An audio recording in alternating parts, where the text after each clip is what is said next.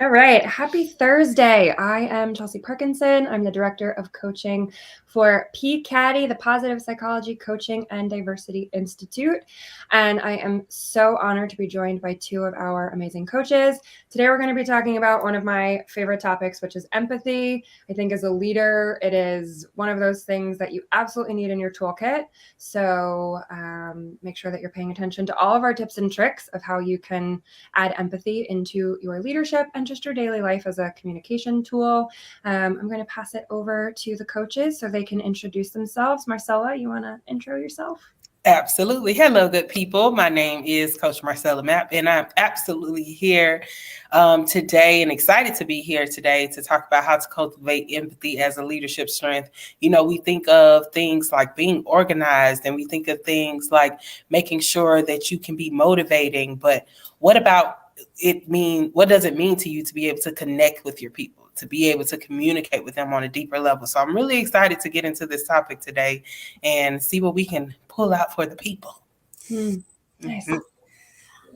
Hi, everyone. I'm Dr. Kathleen Costello. I'm a leadership and diversity coach for PCADI, and empathy is also one of my favorite topics because I think we could use more of it in our world, and leadership especially, because we know that has a trickle-down effect on everybody in the organization. So I'm excited to explore today how empathy is a huge part of growing in emotional intelligence, and we all want to be more intelligent in all the ways. So I'm excited to dig in with these other two wonderful and knowledgeable coaches today and hopefully give you some gems of wisdom. Absolutely. Awesome.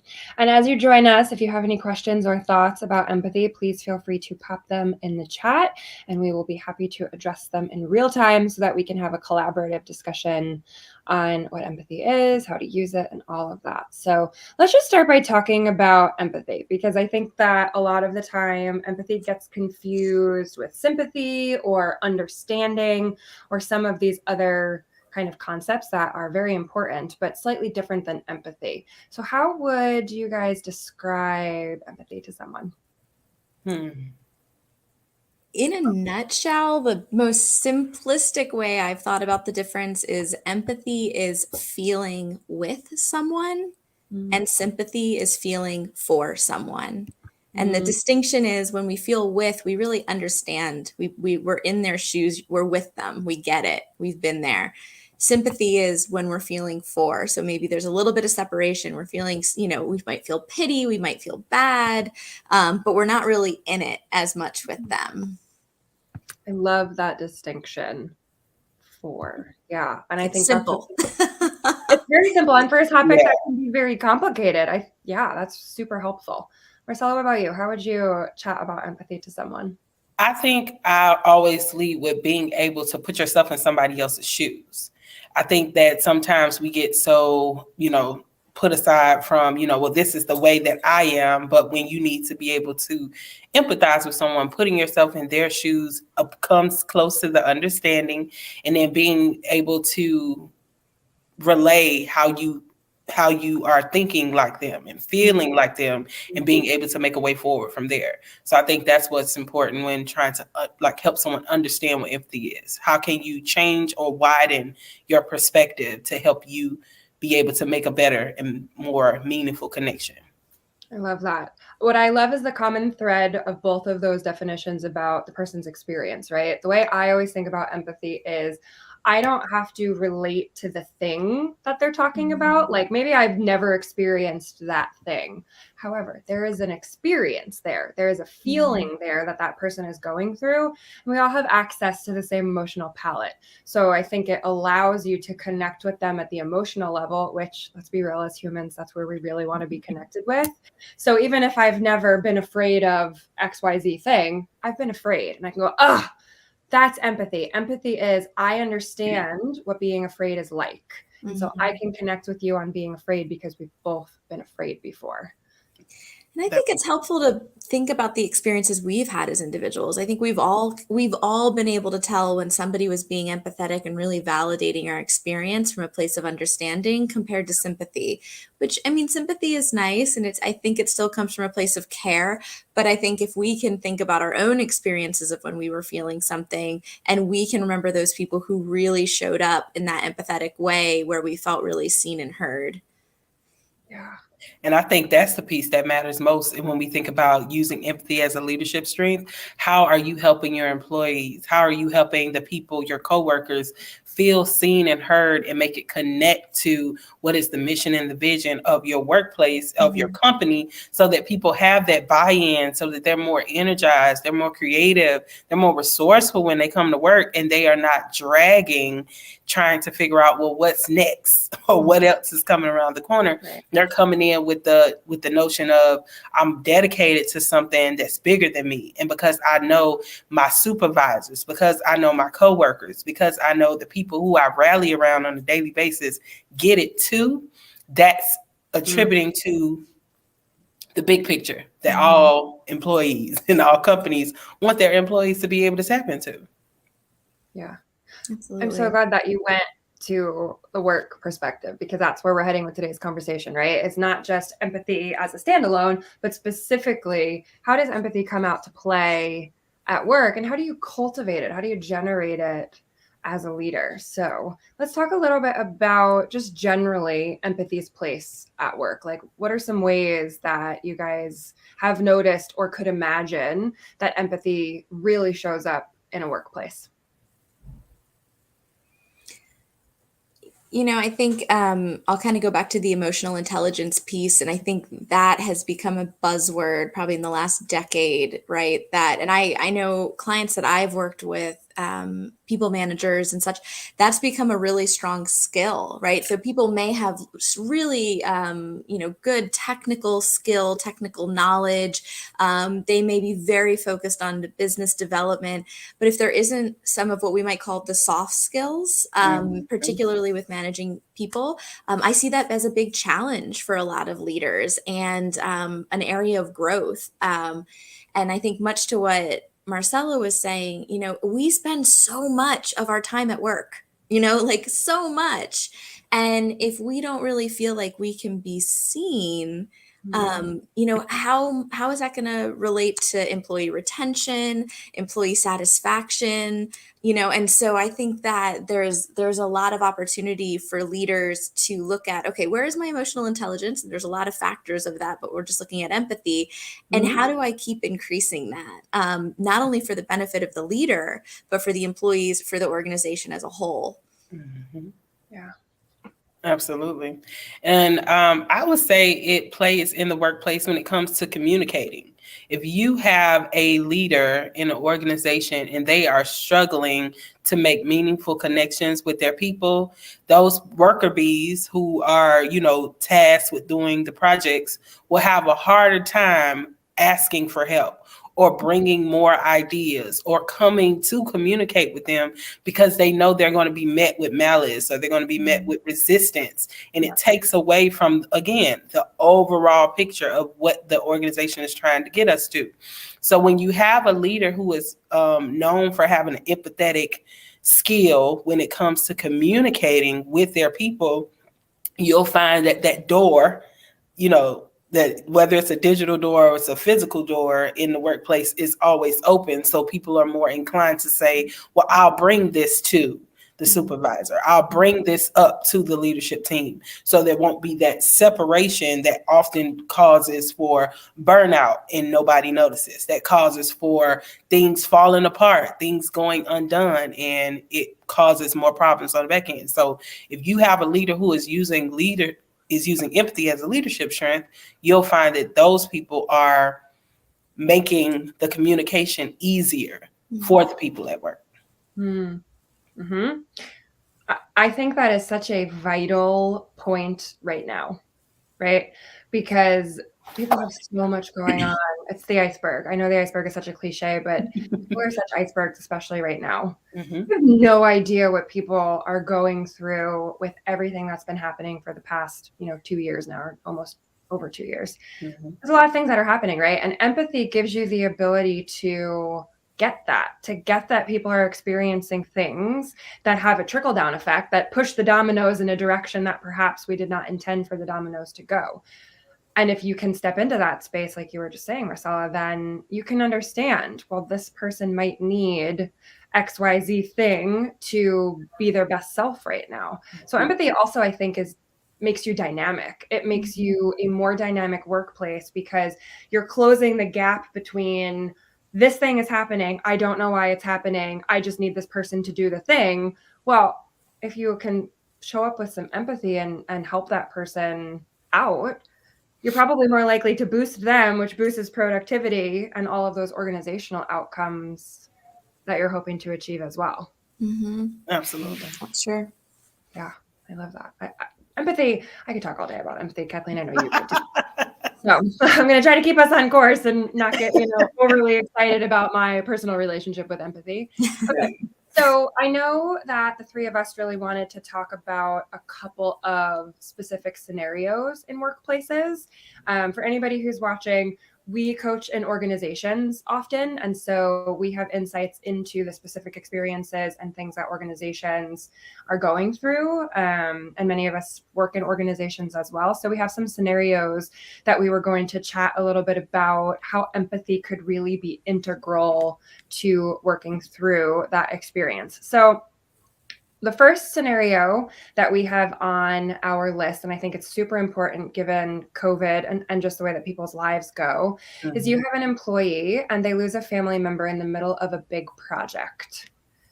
How does empathy show up here, and why is it important in this scenario? I think that emotional intelligence comes back into play absolutely here. It's giving that person the opportunity to feel seen as more than just an employee. Mm-hmm. You know what I mean? So if Susan is who we're talking about and she just lost her mom or her dad, you want to be able to let Susan know that as a company, we are sorry for your loss, and we're here to be able to support you. And we're not going to be pushing any work in your direction because that's what an unempathetic leader would do. We are going to give you the space that you need in order to go through this process and make your way back to us when the time is right for you. Because, we've seen it where it's like, oh, you got to go. But before you leave, let me just make sure you do this, this, and this. Not right away. Not right away. If somebody gets a call that is truly showing to be something that's devastating at work, give them space. We can't control the human moments that we'll have, and we can't control all the external factors that'll happen to us. So giving a person space, and if your company is given that culture that it's okay to be who you are and show up as yourself, I know I can walk away, and when I get my thoughts together, I'll shoot an email to HR. I'll shoot an email to my department lead and say, okay, these are some things that I left undone. Send it to whatever. But that comes with when I feel seen.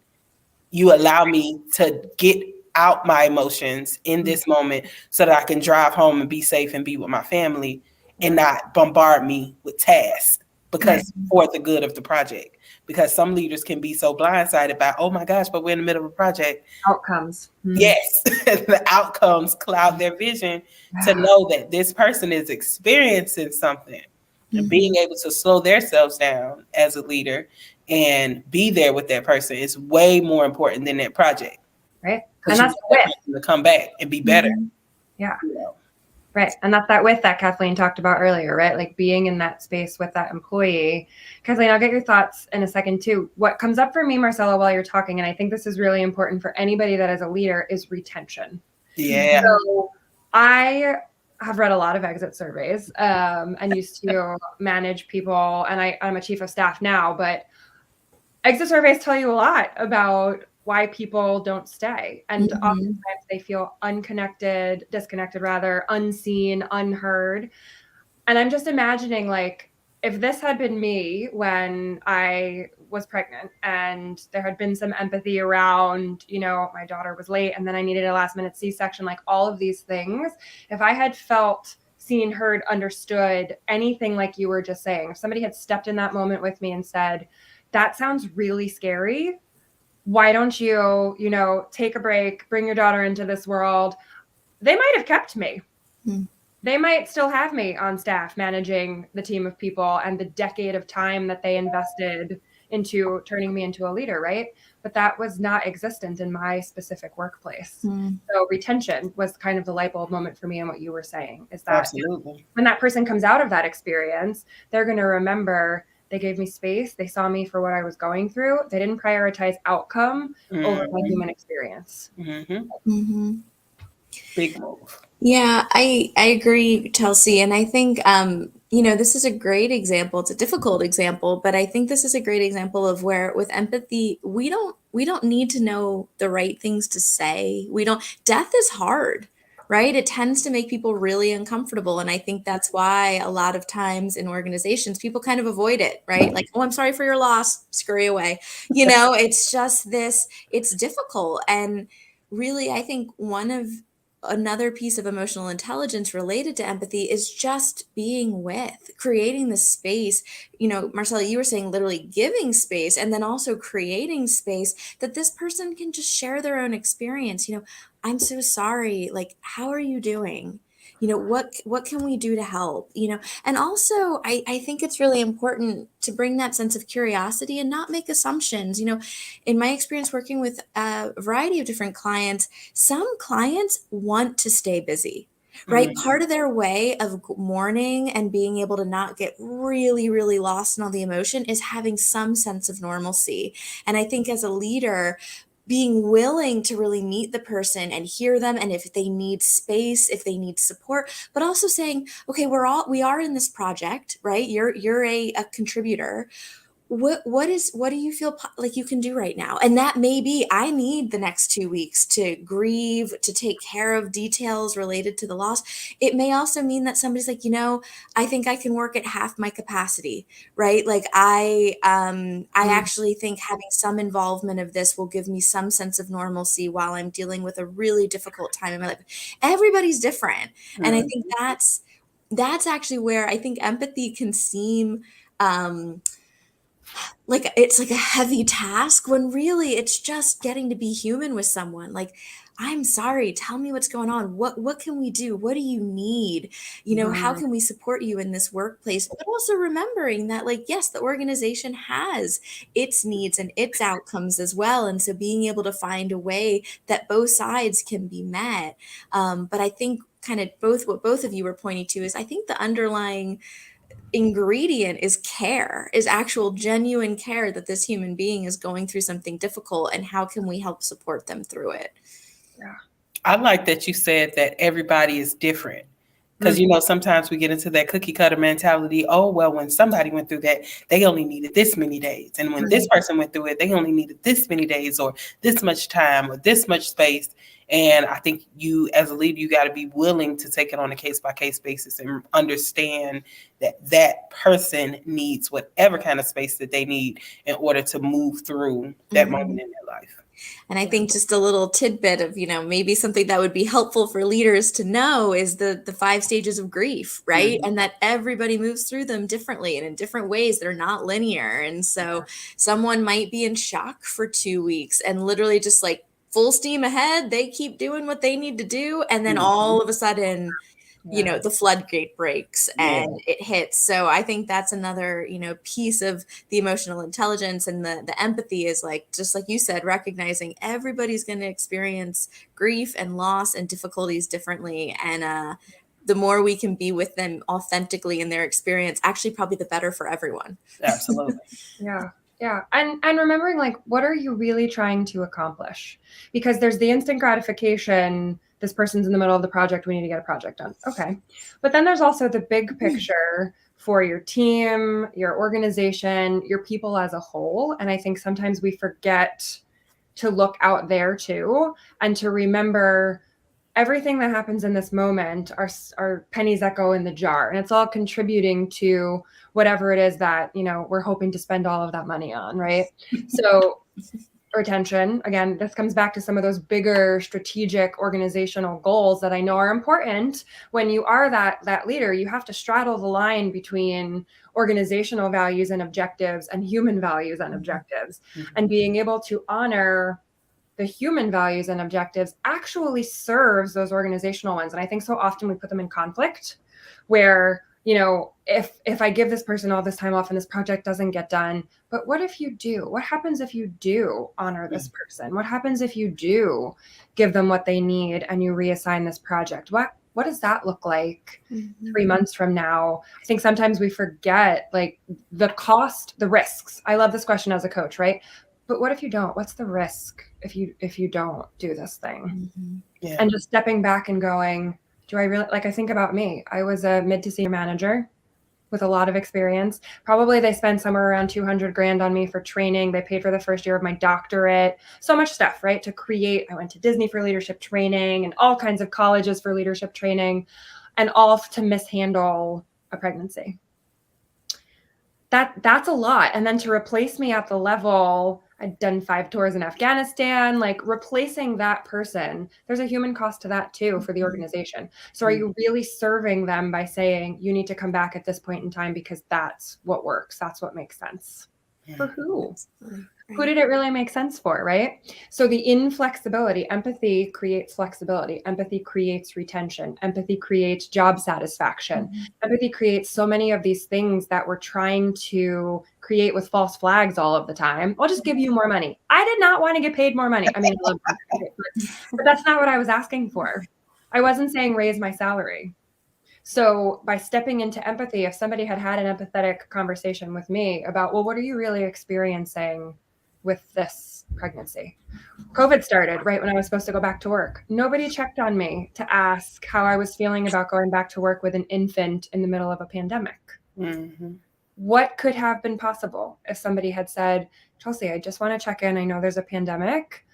What are you experiencing as a new mom with an infant and coming back to work in the middle of a pandemic? Nobody asked me. Nobody. Now, I wouldn't be here with you lovely people if somebody had asked, because I might have stayed at work, but Yeah. Well, and you know, and Chelsea, I think this is another leadership strength, right? Is being able to leverage your team, and for leaders to not feel like they're alone in having to solve these problems. You know, I think we underestimate the human capacity to show up for each other, and that if as a team we understood, okay, Susan, you know, lost her father, maybe he's been battling with cancer, maybe people already knew, and then other people on the team can say, you know what, I could actually take on Susan's XYZ. You know, I can't take it on for the next 5 months, but for the next 3 weeks, I could leverage that. I could, you know, we can get creative with solutions to cover this person's work. Absolutely. And empathy plays a huge role there too, right? Because if you were connecting at an empathetic level with your whole team, you'd understand a little bit more, well, this person really likes to show up and help, but that person is already burnt out. And if I ask, I don't want them to fall on the sword if they can't, right? So empathy gives you such a clear picture of people that you can make really great strategic decisions in a tactical moment. And so often, again, we're pitting them against each other. We're like, this tactical thing that has to get done right now is so conflictual with our strategic picture. And this is space for the and. You guys know I love the and. So I think if we can help people recognize, pull your butts out, put your and in, you can have what you need in this moment, and you can serve your strategic objectives too. It doesn't have to be either or, right? Both and. Right. And is such a powerful thing. Okay, so I love that example. Let's jump into our second example that we had in here. So an employee shares that they may be feeling burnt out. A leader who uses empathy as a strength will express their understanding of the situation and co-create a plan of action that helps them be more organized and practice self-compassion to decrease stress. What do those things look like? Like, how would a leader, for anybody who's watching us who's like, that sounds great, what does that mean? How do I do that? What do you think that looks like? So if I came to you guys and I said, I'm so burnt out, what would you say? What would you do? How would this look in practice? Well, I'd always lead with curiosity. Tell me more. What does that mean for you? What does that look like? Yeah. I like sharing experiences. Oftentimes leaders, they get to look at where they are, but sometimes they can help their employees learn from where they've been. I've been there. What are the things that you're experiencing that are making you feel burned out? And having that shared experiences, it helps with the connection so that they can co-create a plan. And using curiosity, like Kathleen said, is always going to give more of a open door to help people express and share more so that they can even understand more of what they're feeling. Yeah. And when we said earlier, everybody's different.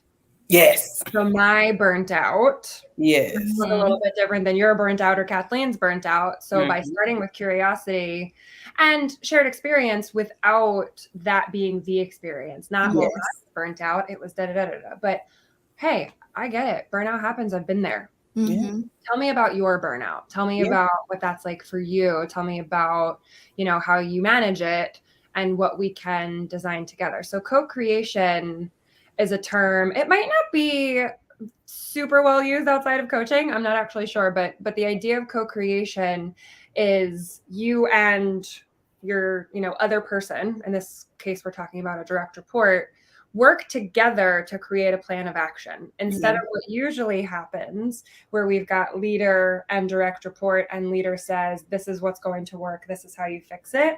We're trying to even it, balance out the hierarchy and say, I don't know what your burnout is like, and I don't want to jump into your experience for you, but I do know that I want us to be able to row the boat forward together. So let's talk about what that looks like. And I think it creates a beautiful space. We've been talking a lot about feeling seen and heard for somebody to go, wow. Yeah, exactly. I describe my own burnout, and I don't have to feel that it needs to look like her burnout or his burnout. I can just be my own burnt out, and we can talk about what we're going to do with that. And I think that's, Chelsea, it's making me think about kind of sometimes the quintessential thing that can happen between, romantic partners, right? Where it's like, I don't need you to fix this. I just need to be heard, right? Like, I don't need a solution right now. And I think that, and that is such a strength for leaders, right? Is they often have the solution or they've been known to have the solution, which is why they've been put into the role. And I think with these softer skills, I don't even necessarily like to call them soft skills, but for lack of a better term, just being able to be like, yeah, tell me more. And like, what do you need? Right. Because somebody might say, gosh, I'm feeling really burnt out. And it doesn't mean they need anything. Maybe they just need to express it, or it may be in that collaborative conversation that solutions present themselves. Right. And so this is one of those situations where I think sometimes less is more, right? It's like, you don't have to have the solution. Now, maybe the direct report or the employee is looking for that. And right, that's kind of reading the room.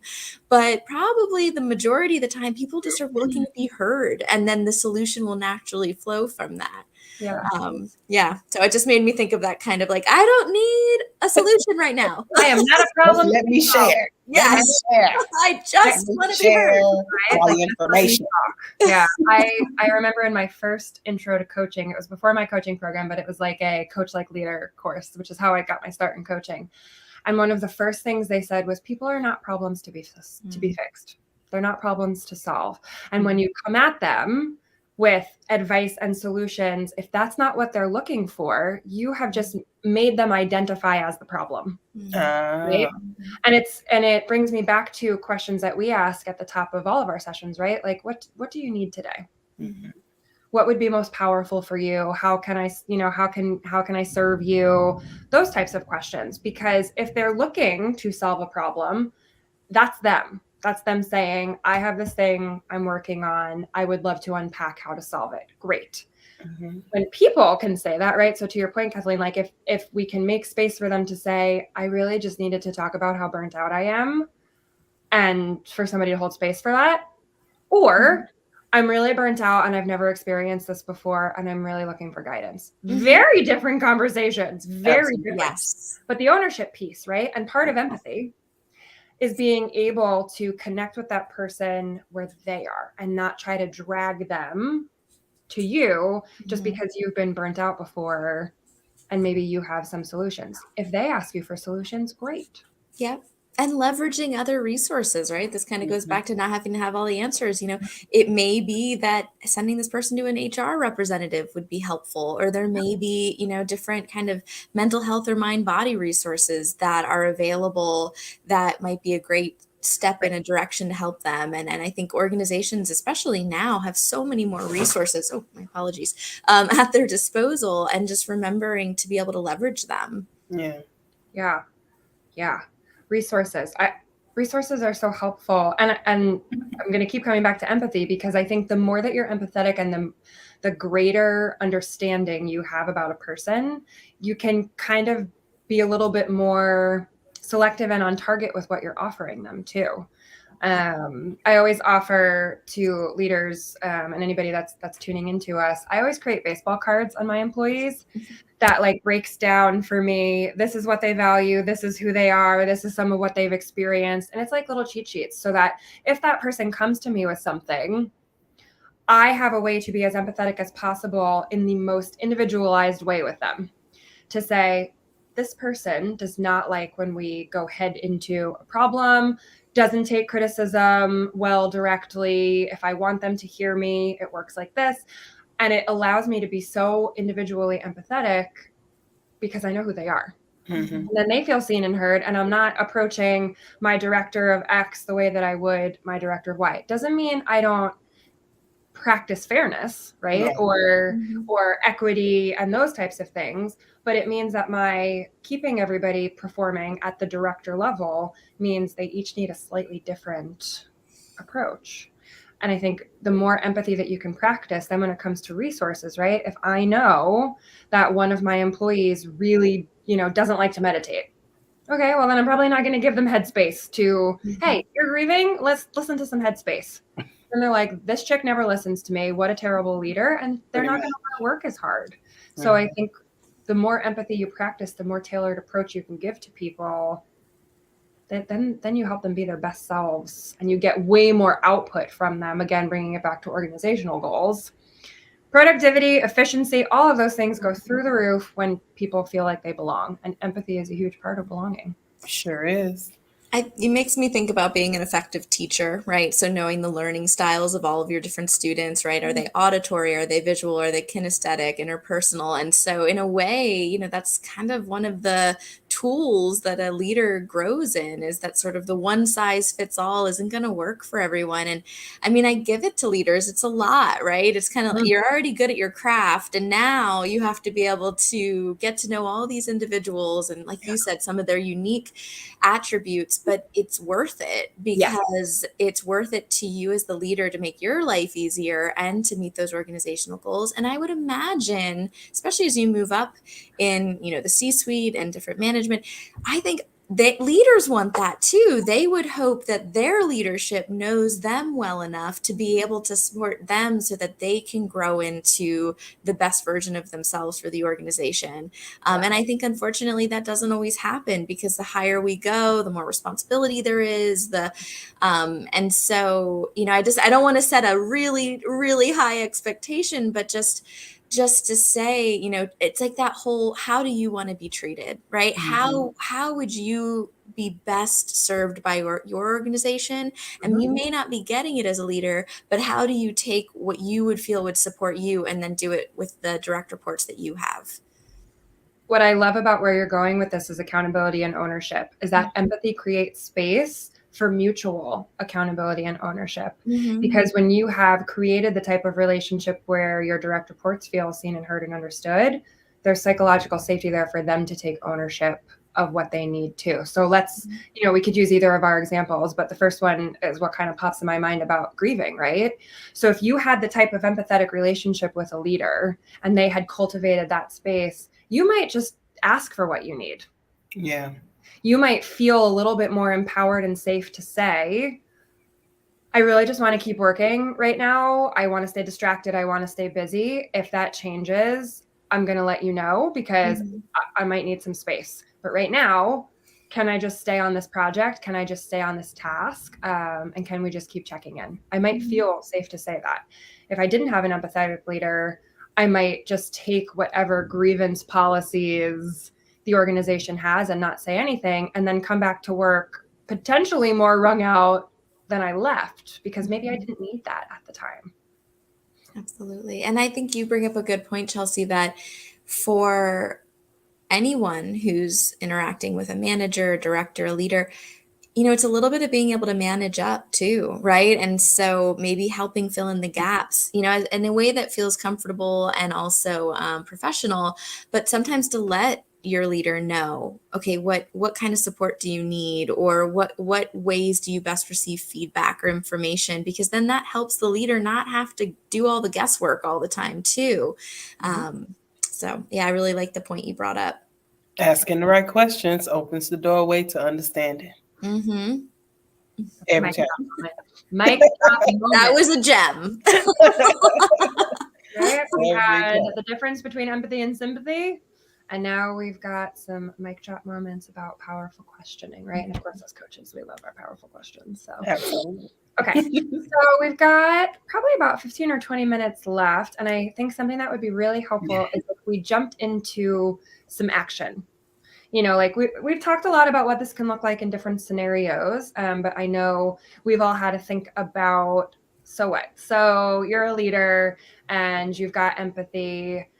How do we get there? We know what empathy is now. We've talked about some different ways to show up empathetically, but there's probably some building blocks to us getting there. So what are some of those building blocks, and how do you envision the leaders in our community can start to build so that they can be more empathetic leaders? I think using the human approach is always a really good place to start. Acknowledging that we are all human, and we are and should be allowed to have our human moments in whatever shape or form feels right to us. And as we are going through those things, and if so happen we happen to do it at work, being able to have leaders in places who will be able to recognize that and not be so quick to react, but make space and create space, like Kathleen said earlier, so that people can process as they need to, but let them know that it's okay, that you don't have to check your emotions at the door just because you came into this workplace. Right. This, like, somewhere along the line, we mix that professionalism isn't a place where we can have emotions that build or show up. So allowing people to understand that you can still be very human in every role that you take on in your workplace. And it doesn't have to mean, oh, you're feeling sad today, leave it at the door. You know what I mean? And running into your boss as soon as you come into the door, and you ain't had no breakfast. The kids were bouncing off the walls. You got there. The principal needed to talk to you, wasted extra 15 minutes. Now I couldn't stop and get my coffee, so I'm hungry. I ain't got no coffee. My kids got my nerves bad. And now I come here and you just gonna come walk up on me and you're not gonna read my face and see that today ain't the day. Right. And right now isn't the moment. I am not the one, and today is not the day. Come back in about 30 minutes. I'm feeling like a great follow-up video to this will be on emotional regulation too, right? Like, all right, well, how do we do both? We're going to have some emotional regulation tips also to help you with all of that stuff. Yeah, to be able to have the moment in your car before you come in the door to say, okay, yeah, I'm hangry, I'm under caffeinated, terrible morning, but how do I also I'm telling you. Imagine if somebody just connected with you empathetically there, how much better your day would be. It could turn the whole thing around. Yeah, just somebody saying, like, I see you. Yeah, are you okay? Something's up. Wow. Okay. I got you. How can I help? Take a moment. Go to your office. Yeah. Do you want me to, handle your class for 10 minutes? Whatever it is. Whatever it is, right? Like somebody just stepping in empathetically. And instead, oftentimes we respond with judgment, or, we're too busy in our own spaces to realize, well, we all row the boat together. And if somebody can't row for a few minutes, it's better to help than to just leave that or just hanging. So Kathleen, what tips do you have for how we build some building blocks towards empathy? I am a big proponent of starting with ourselves. I think the capacity to hold space for other people comes from our own capacity to hold space for ourselves. And I think the more comfortable we can get with our human experience and our emotions, the more comfortable we can be being with other people. Because again, at the end of the day, we don't have to have answers. We don't have to have the perfect thing to say. We just get to be human with someone. And as long as we can be comfortable in that to some degree, right? Some situations are harder than others, but I think it starts with ourselves. So becoming more interested in our own emotional range. How do we relate to ourselves, right? If we are having a bad day, are we adding on a bunch of self-judgment because, oh, I shouldn't be feeling this way, or, oh, I want to do this, or, rah, rah, rah, versus just bringing self-compassion, like to Marcella's example. I just had a rough morning, just being And the able to day just own that, started. it's like, wow, the day hasn't even gotten going and that was tough. And so being able to, we can bring that to ourselves, but then I think it in turn helps us to be able to bring it to others. One of my favorite quotes is world peace starts with us. Right. So it's like we want to create these environments that are peaceful or supportive, but if we're not doing it within our own experience, how do we expect to do it for others? So that would be my kind of number one, is starting with our own. And then that way, and that helps us become more empathetic, right? Because being with someone means we actually have to know what it feels like to feel grief, to feel joy, and to feel everything in between. Otherwise, that's where I think we can sometimes go into sympathy and kind of want to have that separation from the experience because it feels uncomfortable. Yeah. More emotional regulation. I'm telling you. The partner to empathy. The partner to empathy is self-regulation and emotional regulation. And I love that point of like being able to identify it in yourself and to hold space when you're having your own experience. I use parenting often now that I am one, because if I haven't been kind to myself, if I haven't given myself space, if I haven't processed my own emotions, you know whose emotions I cannot make space for or handle? Is my small person. And she's got a lot, she's 2. So we got all the feelings all the time. All the feelings all the time. All the time. And they are big feelings, big, loud feelings that go on for a really long time. And I have noticed, for me, if I haven't taken, some space to take stock of my own emotional pantry, there's no room on the shelves for Kenna. I cannot, right? I'm short, I'm snippy, I'm passing her off to my husband. I'm like, I got to go. And that's not her. That's my lack of emotional regulation. That's my lack of checking in with myself and seeing, taking stock for me. And so I love that like turn inward, see how you treat yourself, see how you talk to yourself. Are you empathetic towards your own emotions? Because you can't give what you don't have. Absolutely. And I think that points to like how we're able to use certain phrases that help people to turn their light bulb on to say, oh, wow, it seems as if this person is trying to connect with me on a deeper level. Let's see what that feels like. Saying things like, I can see how that is important to you. Right. I'd like to help if I can. Right. I know this can be frustrating. I'm sorry you're in that situation. I know this process can be confusing, especially when you find that like new employees, they just try to like dive straight into things and forget to come up for air and forget to come up and ask questions. I know this can be confusing. We've been throwing a lot of information at you. How are things going? How are you? I'd like to help if I can. Right. Having these kinds of conversations and having these kind of phrases that kind of invite people to understand, okay, I can let a little bit of my guard down here and I'm able to share whatever needs to be shared so that I can move past whatever hard emotion or coming into emotional regulation again, whatever I need to move past so that I can, get back to being focused and making whatever most of this day that I need to.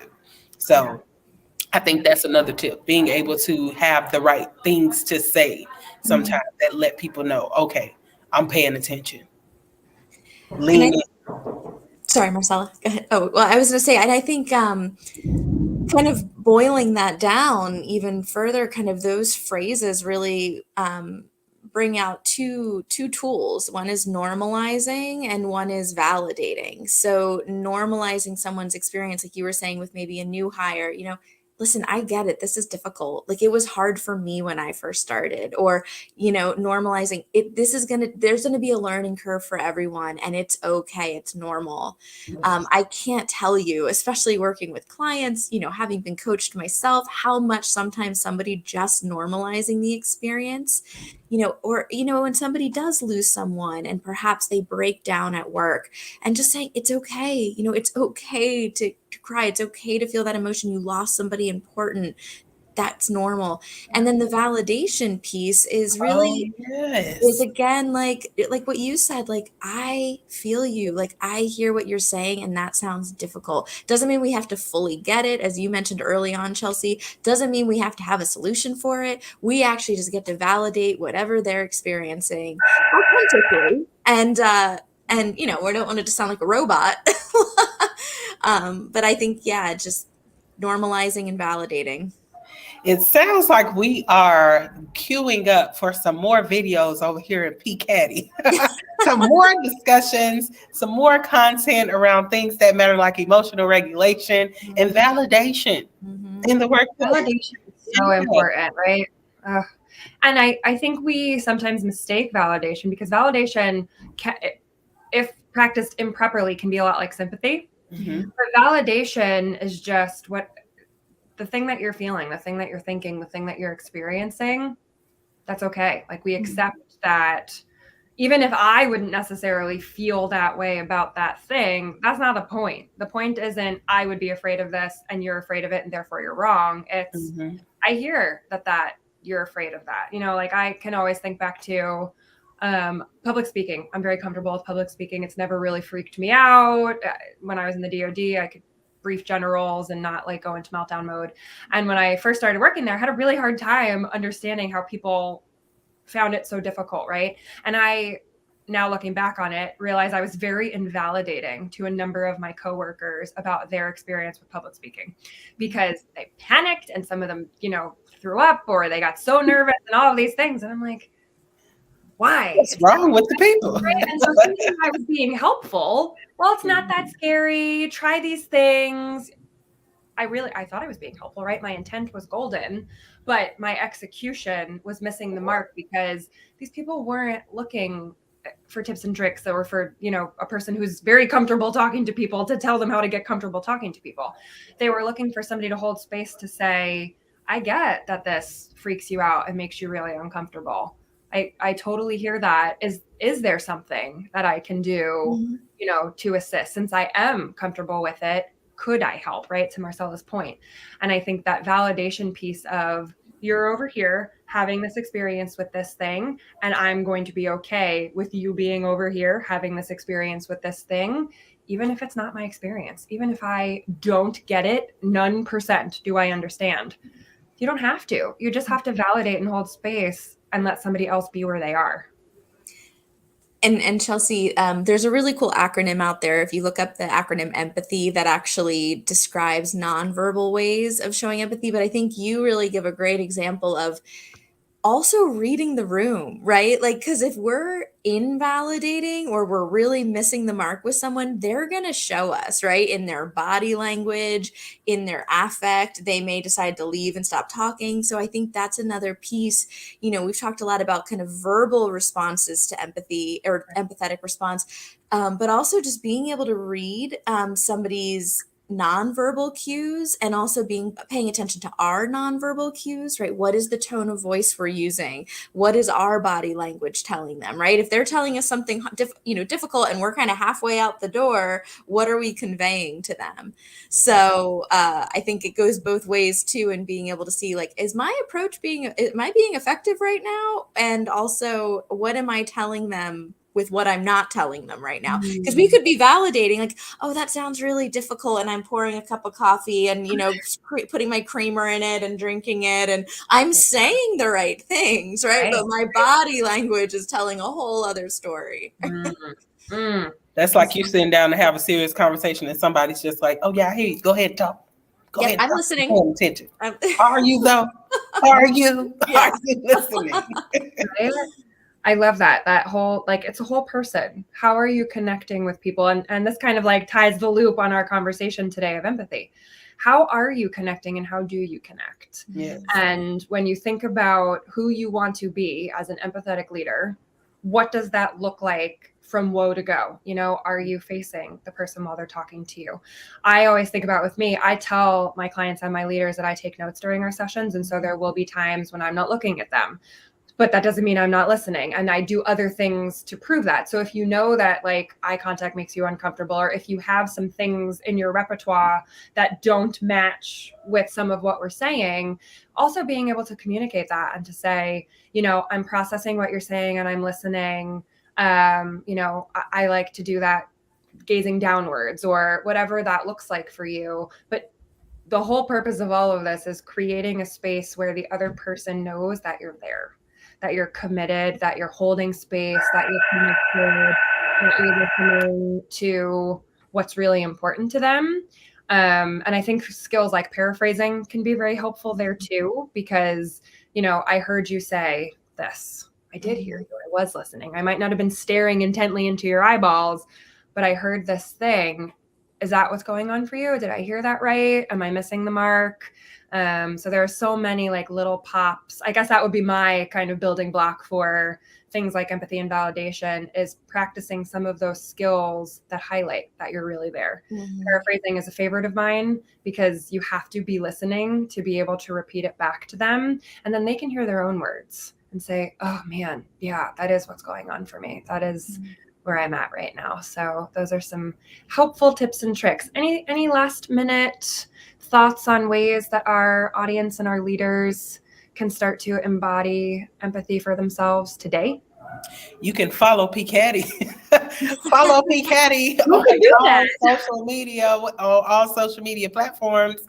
We share so much content around what it means to be a leader in leadership, doing this thing we call being a positively diverse leader, meaning that you tap into being a coach-like person, a coach-like leader who shows up for their people. You know what I mean? So following P. Caddy is something that you can do. You can follow us on the Instagram. You can follow us on the LinkedIn. You can follow us on the YouTube and even the Facebook. We're on all the places. We're in all the places giving the good information, encouragement, empowerment, and education to leaders all over the world. All over. You are such a marketing queen. Stepping into that marketing space. And she does it so smoothly, you know, so you wouldn't even know. Right? That was so solid. And I think it's important too, you know, if anybody out there in digital space wants to learn more about a topic, drop us a comment. We're happy to, we love to make short videos. You'll see my face all over our social media platforms. We're happy to make a quick video about how to step into empathy in a specific situation. We love to be interactive and to help you work through your real world authentic stuff. So let us know if there's a place that we can step into to help serve. We're happy to do that. And as Marcella said, join us on our socials. We're all over the social media space. We're doing the technology. We're really happy to be joining you on your leadership journeys. And we hope that you will join us in the future and pop on. We have some webinars coming up this month. Yes. We have a movie review. If you get on our Instagram, we have the breakdown of what we're doing for the rest of the month. Yes. On April 21st, we're going to be hosting a movie review on the documentary 1001 Journeys, an Arab American story in honor of Arab American History Month. And then on the 28th, we're going to be hosting our webinar. And you have to register for both of these events. The webinar is going to be tapping into empathy as well. And it's empathy and approach to facing work-life challenges or workplace challenges. So you want to be able to register, go ahead and go over to our LinkedIn or our Instagram. The links are there, and you'll get the link to the Zoom room where we'll be having great conversations. And I'm pretty sure tapping into more of these scenarios like what we broke down here, well, you'll have more of that how to and what to do. And there's always something. Every month we come up with new topics that are, you know, connected to our PCADI mission, our principles that we stand on so heavily over here. And we want to be able to help leaders change in the most meaningful ways that help them to uplift their organizations. Love it. Well, I want to thank both of you, beautiful humans, for joining me today for us to bring empathy to the people, as Marcella would say. And I look forward to seeing everybody that joined us today and the two of you soon. Enjoy Yes. the rest of your Thursday. Bye Take for care, now. everyone.